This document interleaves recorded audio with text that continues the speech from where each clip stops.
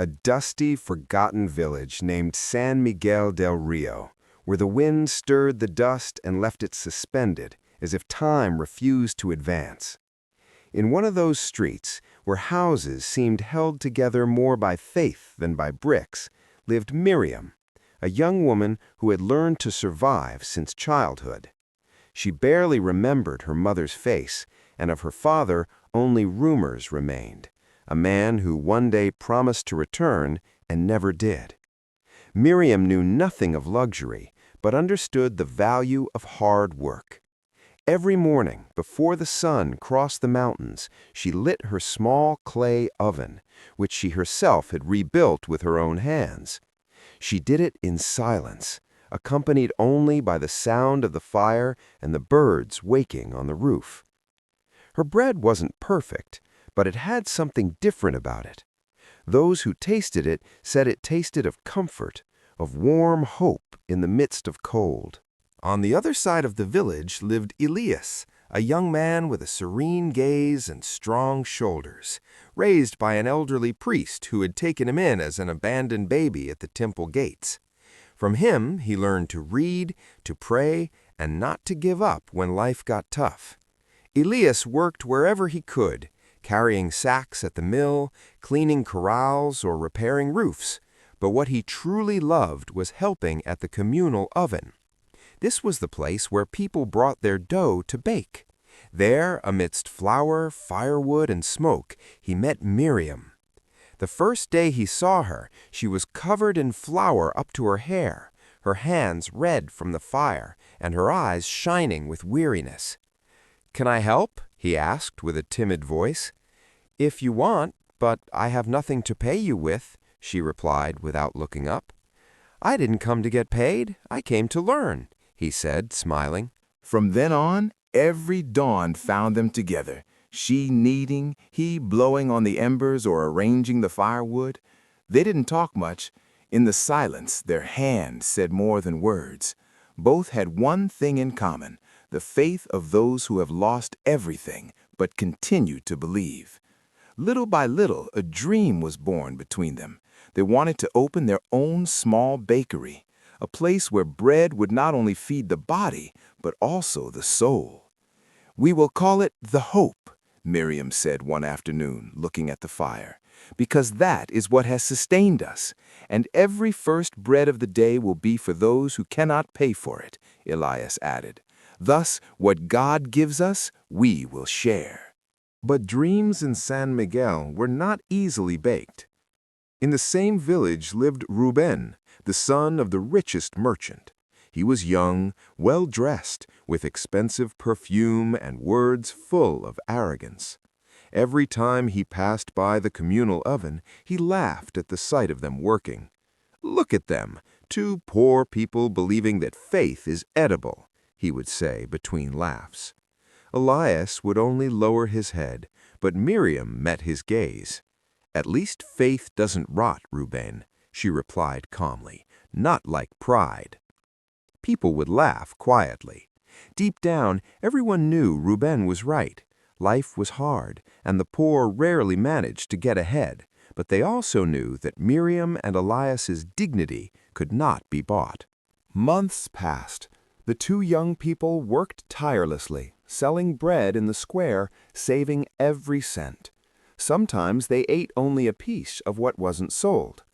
At night, they prayed in front of the unlit oven, asking God for strength, not miracles.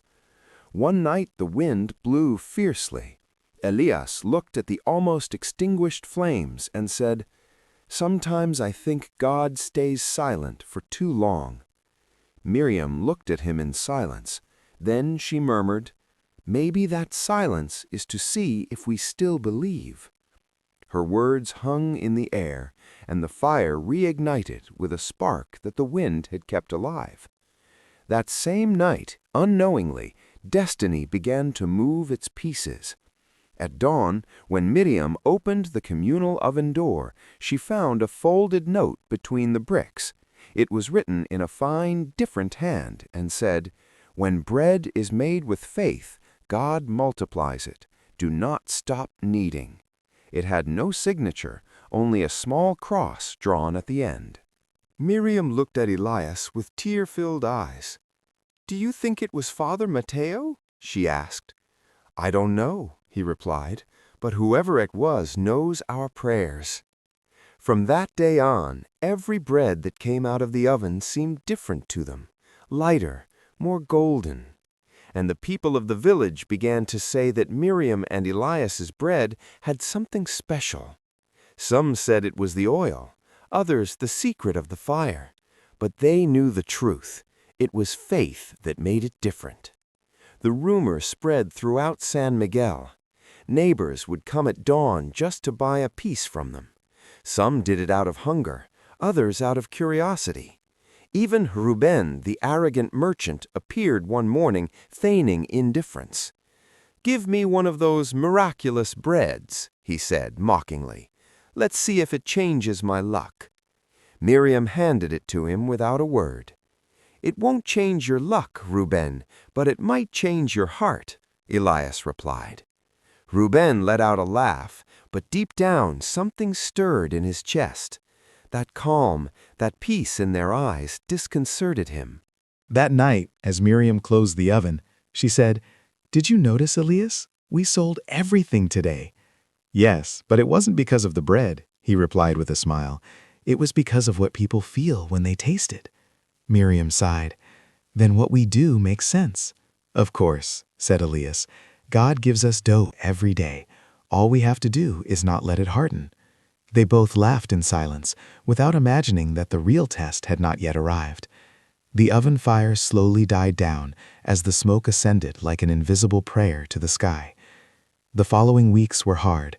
The communal oven began to crack, and the fire couldn't heat as well. Elias tried to repair it as best he could, but the damp wood wouldn't light, and smoke filled the room. Miriam covered her face with her apron and prayed in silence. "Perhaps the oven is already old," he said tiredly. "Or perhaps God is testing us," she replied softly. They tried to sell bread in the square, but the rain of those days ruined everything. People barely left their homes, and their money went to firewood and flour. The path by the river, a cold winter morning. For the first time, Elias felt his faith loosen like a worn rope. "I don't know how much more we can endure, Miriam." "Whatever God wills," she replied without ceasing to knead. "We didn't start this to give up." Elias fell silent. He stood looking at the dying fire, thinking about all they had dreamed. They had believed that faith was enough, but faith also weighs heavily when the stomach is empty. That night the whole village slept under a storm. The tin roof dripped onto the oven, and the wind whistled through the cracks. Miriam lit a candle and placed it on the table. The light flickered as if it too were afraid. "What if this wasn't our path?" Elias asked with a broken voice. Miriam looked at him tenderly and replied, "When the bread burns, you don't throw away the dough. You knead it again." Elias lowered his head. She continued, "God didn't promise us a perpetually lit oven, only that the fire wouldn't go out if we kept blowing." Her words disarmed him. There was something in that woman, something stronger than weariness, something that kept him on his feet. The next day, dawn brought silence. The market was still empty, but Miriam put on her apron as she did every morning. Elias wanted to stop her. "Where are you going?" "To sell what's left. If there's no one to buy, we'll give it to the first hungry person." She went out under the gray sky with the basket in her hands. With every step, the mud clung to her sandals. She crossed the main street, but found no one.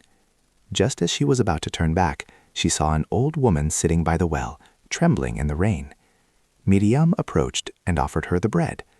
The woman looked up. "I have nothing to pay you with, daughter." "I'm not selling it, grandmother. I'm sharing it." The old woman took the bread with wet hands and said something Miriam would never forget. "When you share in scarcity, heaven takes the measure of your heart." That afternoon, Miriam returned soaked, with empty baskets. Elias thought she hadn't sold anything, but seeing her smile, he understood that she had gained something: peace. During the night, as they dried the firewood, they heard knocks at the door. It was a farmer with his face covered in dust. He carried a sack of flour on his shoulder. "The old woman from the well sent me," he said. "She said you would need it." Miriam and Elias looked at each other, not understanding. No one knew who that woman was. "What is the lady's name?" he asked. "She said they call her the Mother of Breads, and that she will visit you again soon." The farmer left, and the silence was filled with wonder. That night, as the oven was lit again, the bread smelled different. It wasn't the everyday bread. It was the bread of gratitude. Days passed, and the rumor spread again. Miriam and Elias's bread has something divine about it. People came from neighboring villages, and although they continued to work as usual, they knew something had changed. One afternoon, as the sun set behind the hills, Elias stopped to look at Miriam. She stood in front of the oven, her cheeks flushed and her hair clinging to her face from the heat. He thought of all they had been through and felt a lump in his throat. "You know," he said, "maybe God was never silent. He just spoke in the language of fire." Miriam smiled without ceasing to knead. "Then let's keep listening," she said. "Sometimes the miracle is just in continuing." The firewood crackled, the bread rose, and the house filled with that aroma known only to those who have worked to tears. In the village, some said that Miriam and Elias's oven was blessed. Others claimed that the wind brought the needy to their doors. They did not argue. They simply continued to work gratefully. One night, when the sky was clear and the stars shone like cold embers, Miriam looked towards the horizon and said, "Elias, someday we will have our own oven, a large one, where anyone can come to learn and no one goes hungry." He listened to her in silence, and for the first time he dared to believe it was possible.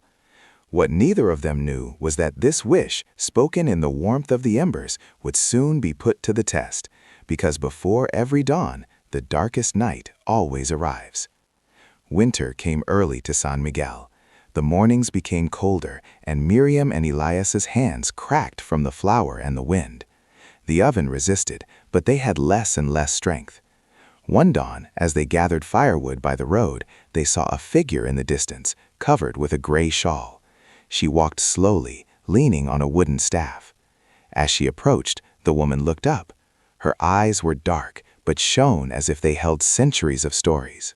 "Good morning, children," she said in a soft but firm voice. "The smoke from your oven can be seen from the river." Miriam smiled tiredly. "It's not much that burns," she replied, "but it's enough for a daily bread." The woman nodded, observing the embers. "The fire of the soul is measured the same way, not by how much it illuminates, but by how much it endures." Elias and Miriam exchanged a glance. The woman introduced herself. "My name is Sarah. I am passing through, but the wind brought me here. I am looking for bread, and perhaps something more." Miriam invited her to sit by the oven. She offered her a piece of freshly baked, still warm bread. Sarah took it carefully, broke it into 3 pieces, and said, "Bread only satisfies when it is shared." They ate in silence. Elias couldn't take his eyes off her. That woman had something he couldn't name. Serenity, perhaps, or unspoken faith. When they finished, Sarah asked, "Why do you bake if sometimes the bread doesn't sell?" Elias replied, "Because the day we don't need, our soul grows cold." Sarah smiled. "Then you do well, but now you must learn to bake with purpose." Miriam frowned. "What do you mean, madam?" The woman looked at the oven, then at the sky. "Many want God to bless their bread, but few want to put their soul into the dough." Elias lowered his gaze, feeling exposed. Sarah continued, "The blessing does not come when the bread leaves the oven. It comes when you separate the first piece and give it without expecting anything." Miriam listened attentively. "We have always wanted to help," she said, "but sometimes we don't even have enough for ourselves." "Daughter," Sarah said tenderly, "faith is not measured by what you give when you have plenty, but by what you share when you have little." Elias took a deep breath. "And how does one prosper then, if one lives day to day?" The woman leaned towards them, whispering as if sharing an ancient secret, "With 3 things that cannot be bought: constancy, gratitude, and discipline." She paused. "From every 10 loaves, 1 must be for whoever needs it. From every 10 coins, 1 for sowing. Sowing in what? Miriam asked. In hope. Keep apart as if it were sacred. No matter how small it is, you will see how the invisible grows. The silence grew thick. Sarah slowly stood up, took a piece of dough, and placed it in the oven. Do not be afraid to give. The fire always returns heat multiplied. Before leaving, she took a small linen pouch from her bag and placed it on the table. Keep this as a seed, she said. Inside were a few ancient coins. They are not charity, they are a memory. They were given to me when I too was hungry, and I now return them to the path. Miriam wanted to thank her, but Sarah was already walking away along the path, her gray shawl moving like smoke under the sun. Elias watched her disappear and said, "She seems like one of those stories people invent." Miriam replied softly, "Or perhaps one that God sends when he sees you are about to give up." That day would mark the beginning of a new time. That night, before closing the oven, Miriam wrapped one of the coins from the pouch in a piece of cloth and placed it inside a clay pot. "This will be our seed," Elias said. He nodded, "And may God be the one to make it grow." They lit the fire, and the smoke rose to the sky, forming a golden spiral. The wind blew just then, as if responding to their prayer. The next morning, Miriam woke before the rooster. The air was cold and the sky gray. She lit the oven with the last pieces of firewood they had. Elias was still asleep on the wooden bench, his hands stained with flour. As the fire crackled, Miriam took out the clay pot and placed it on the table. Inside, the coin wrapped in cloth was still there, just as it had been the night before. She touched it carefully, as if it were something alive. "May this seed not dry up, Lord," she whispered. Elias woke up, rubbing his eyes. "So early again. If Mrs. Sarah was right, today's first bread does not belong to us," she replied. "And to whom shall we give it?" "To the first hungry person," she said, smiling with a faith that knew no weariness. They kneaded in silence, letting the dough rest by the fire.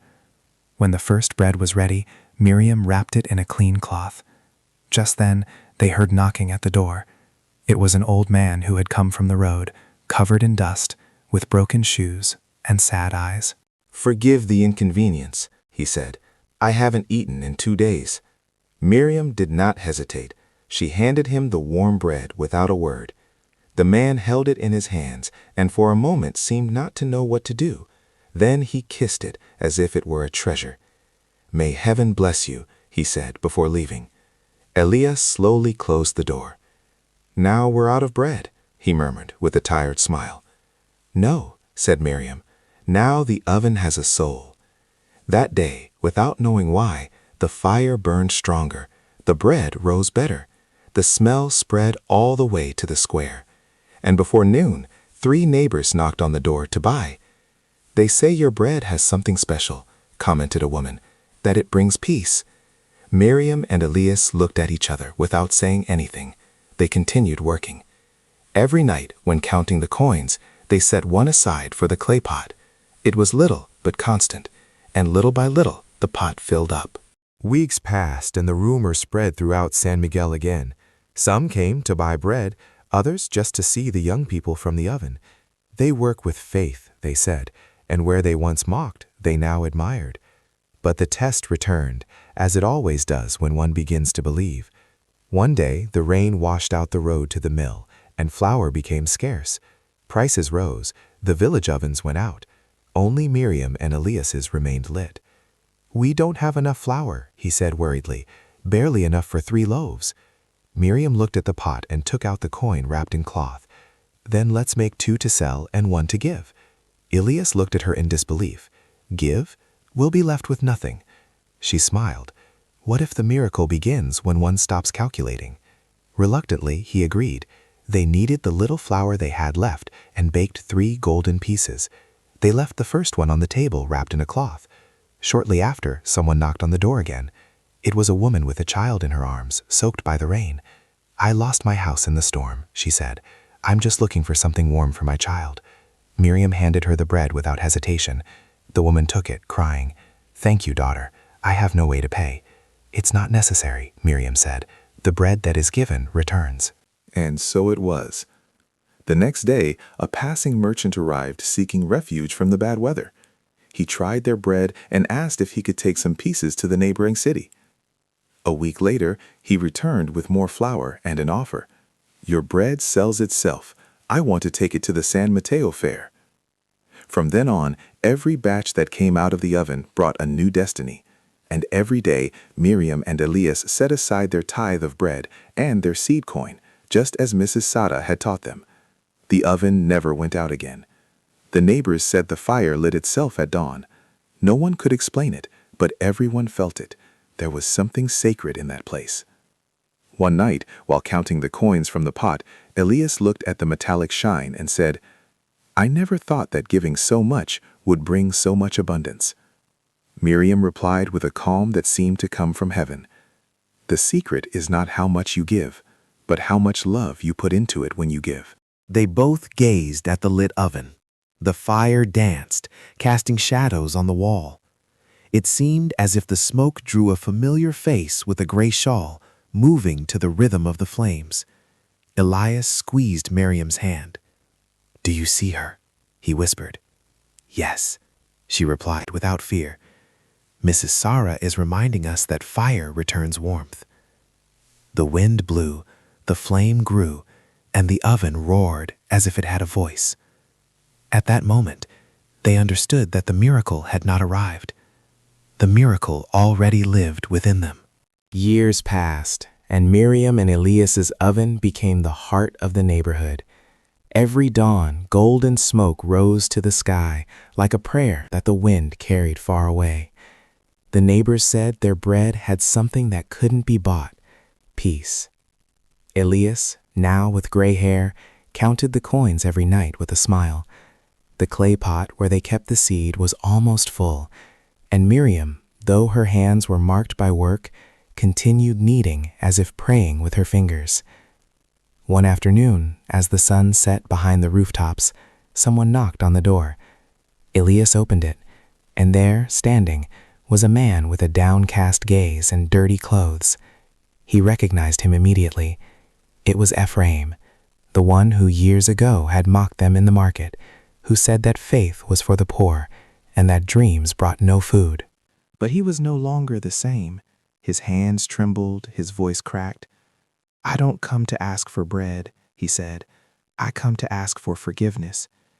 Elias looked at him for a long time and then smiled. "No one asks for forgiveness here, brother. Here we start anew." Miriam approached and placed a loaf in his hands. "If you are hungry, eat," she said softly. "What heals the soul is not punishment, it is forgiveness." Ephraim broke the bread, and tears mixed with the crumbs. "You taught me what no book could," he whispered, "that the greatest miracle is not in having, but in giving." From that day on, Ephraim stayed to work in the oven. He learned to knead, to light the fire, to remain silent when pride wanted to speak.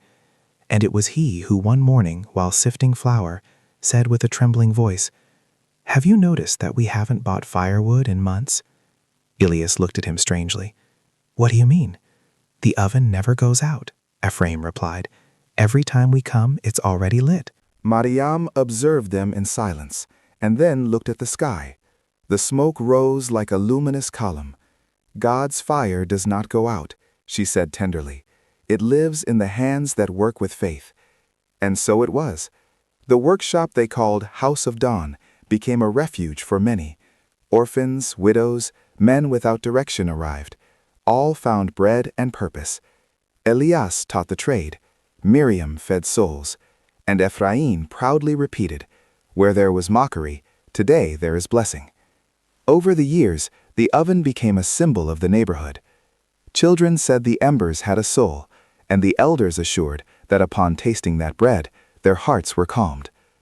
Every night, Miriam and Elias sat by the fire in silence. They needed no words. They knew that God had kept his promise. One dawn, while the rooster was still asleep, Miriam felt her body grow heavy. Elias slept beside her, and the oven still breathed.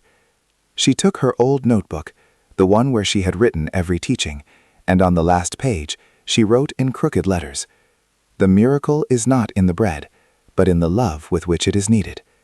If you work with faith, God will provide the fire. If you share your bread, He will multiply your life." When the sun appeared, Miriam had departed. Elias found her with a smile on her face and her hands covered in flour, as if she had continued working until the end. The people of the neighborhood filled the street with flowers. Ephraim lit the oven once more and said, "May the fire not die, because as long as there is bread to give, she will remain alive."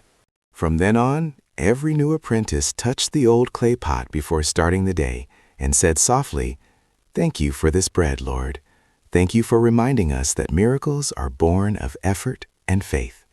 And so, generation after generation, the fire of that oven never went out. They say that on quiet nights, when the wind blows from the hill, the echo of two voices can be heard, one praying and the other laughing. They are Miriam and Elias, kneading the bread of the soul from heaven.